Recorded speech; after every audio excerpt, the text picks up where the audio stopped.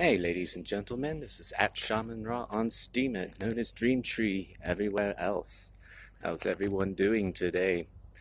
I'm here at home, near where my mom lives.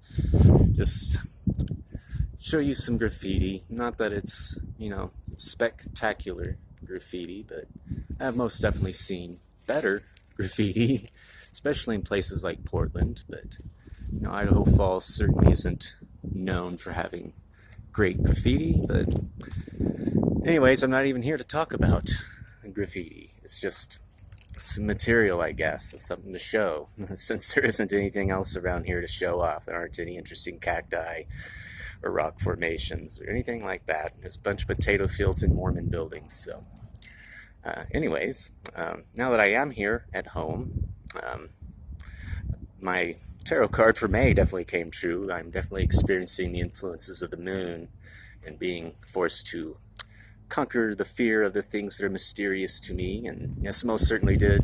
I was afraid of coming back here to Idaho. And, there's reasons for that, and they have to do with authority figures. Authority figures here in Idaho don't seem to care to play by the rules. And they like to harass people. And it's come to my attention that they sure like to pick on people who look like they might be homeless travelers. So if you're in Idaho and you're wearing a backpack and you're trying to get from your house to the library, for example, good chance the cops will just pull over and come right up to you and start harassing you and coercing you into a search, etc. And I almost had that happen to me twice in the past week. That's just going to the library. And then one cop pulled by and just slowed down, really slow, and looked at me really closely like I'm some kind of criminal, like it's a crime for me to walk from point A to point B. And then another one, which was actually a sheriff, drove by me, kind of did the same thing, slowed down a bit, and I saw him turn on his blinker, parked up ahead. He went through the intersection and parked on the side of the street.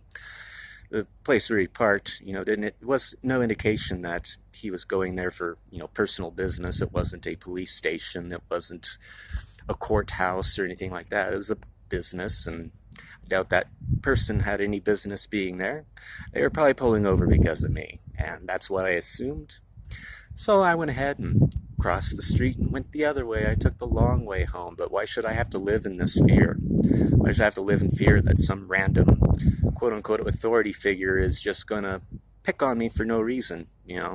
I can get if I was committing a crime and then they come up to me and it's like, oh, buddy, you're committing a crime. We're going to have to check your ID and search your bags and stuff. That would make a lot of sense. But when you're just walking from point A to point B and cops are coming up to bother you, that is harassment.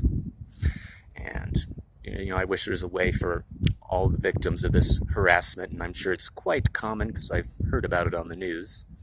We could pull our resources together and actually take these people to court, sue the frickin' shit out of them, and, put an end to their tyranny, because to do that it's a form of tyranny.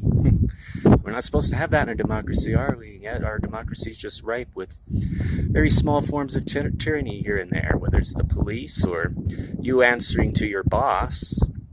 That's a hierarchy. You're answering to a king in a democracy.